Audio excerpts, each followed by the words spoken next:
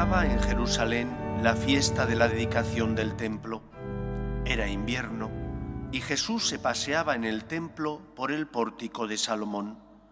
Los judíos, rodeándolo, le preguntaban: ¿hasta cuándo nos vas a tener en suspenso? Si tú eres el Mesías, dínoslo francamente. Jesús les respondió: os lo he dicho y no creéis. Las obras que yo hago en nombre de mi Padre, esas dan testimonio de mí, pero vosotros no creéis, porque no sois de mis ovejas. Mis ovejas escuchan mi voz, y yo las conozco, y ellas me siguen, y yo les doy la vida eterna. No perecerán para siempre, y nadie las arrebatará de mi mano. Lo que mi Padre me ha dado es más que todas las cosas, y nadie puede arrebatar nada de la mano de mi Padre. Yo y el Padre somos uno. Palabra del Señor. Gloria a ti, Señor Jesús. La memoria de San Atanasio nos recuerda cómo la Iglesia ha tenido que sufrir a lo largo de su historia multitud de persecuciones. A veces persecuciones que vienen de fuera y en otras ocasiones, las más dolorosas, persecuciones que vienen de dentro. Las que vienen de fuera se ven claramente. Las que vienen de dentro muchas veces no se perciben, pero son tan o más dañinas que las exteriores. En el año 313, los emperadores Constantino y Licinio dictan el Edicto de Milán. A partir de aquella época, la Iglesia deja de ser perseguida. Hasta ese momento, no siempre y no en todos los lugares, pero con frecuencia había persecuciones. Todos recordamos persecuciones de Vespasiano y tantas otras, donde millones, o al menos miles de cristianos, entregaron su vida por ser fieles a Dios en el Coliseo romano y en otros lugares del Imperio romano. Pero a partir de esa fecha, gracias a este edicto, el edicto de la tolerancia, la Iglesia es tolerada, es permitida. A raíz de aquello, la Iglesia se va extendiendo por todo el Imperio romano. Será después Teodosio, con el edicto Quuntos Populos, cuando haga oficial como religión del imperio el cristianismo. Pero hasta esa fecha, el cristianismo es tolerado. La persecución que sufre San Atanasio no viene de fuera, viene de dentro de la Iglesia, promovida por las herejías, los postulados heréticos de otro eclesiástico, Arrio, que sostenía que la segunda persona de la Santísima Trinidad no se encarna verdaderamente. Viene al mundo, pero como él no comprendía, no podía comprender que el amor de Dios fuera tan grande que permitiera que su Hijo, sin dejar de ser Dios, asumiera nuestra naturaleza humana, Arrio sostenía que habitaba en una persona como en un templo. La segunda persona de la Santísima Trinidad sería verdadero Dios, pero no verdadero hombre, porque tuvo apariencia humana, pero no lo era. Habitaba en la humanidad de una buena persona que fue adoptada.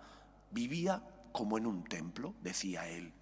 Sin embargo, Atanasio, defensor de la divinidad y humanidad de la segunda persona de la Santísima Trinidad, defendió que no, que la segunda persona de la Santísima Trinidad, sin dejar de ser Dios, adopta, asume verdaderamente nuestra condición humana.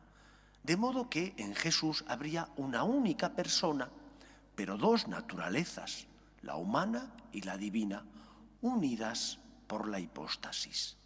Aquello le llevó 5 deportaciones. 5 deportaciones porque los herederos de Constantino, sus hijos, eran arrianos, seguidores de este eclesiástico que decía que la segunda persona de la Santísima Trinidad era verdadero Dios, pero no era verdadero hombre. Esto tiene unas consecuencias religiosas. Si Cristo no ha asumido mi condición humana, no se ha hecho verdadero hombre. Y por lo tanto, ¿cómo llega el perdón a nosotros? Atanasio defendió que al ser verdadero Dios y verdadero hombre, asumió también el pecado. Y al asumir la naturaleza pecaminosa, él no tenía pecado, pero sí la naturaleza débil y pecaminosa, reconcilió y perdonó todo lo humano. A raíz de aquello, él sufrió las deportaciones, pero se mantuvo fiel a la verdad revelada. Y dejó para la historia una frase que conviene que no olvidemos nosotros.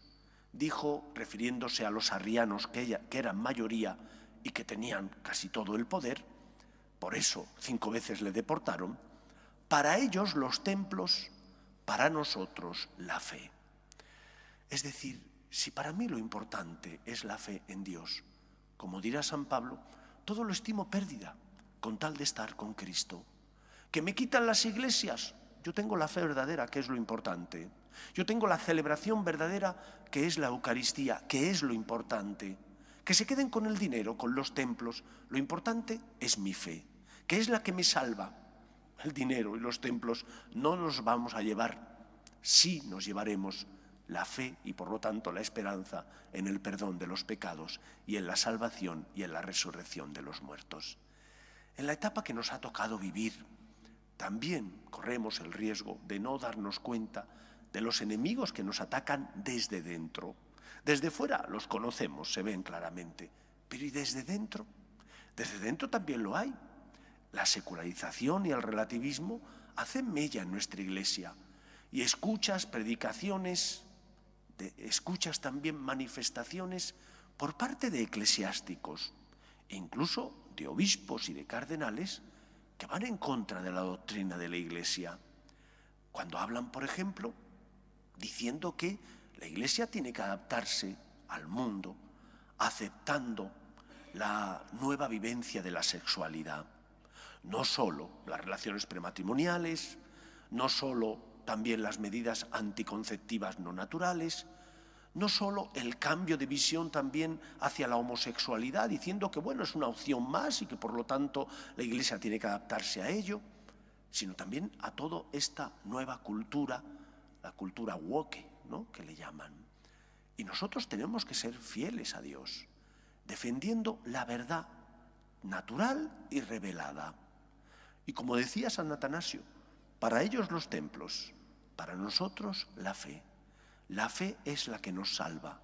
Los templos son necesarios, pero no son lo fundamental. ¿De qué nos sirve tener templos si la Iglesia se ha vuelto sosa? Si ya no ilumina porque no es luz del mundo, porque no es fiel a la verdad, porque no llena el corazón de la persona de esperanza, porque no predica la verdad que nos salva. Para vosotros los templos, para nosotros la fe.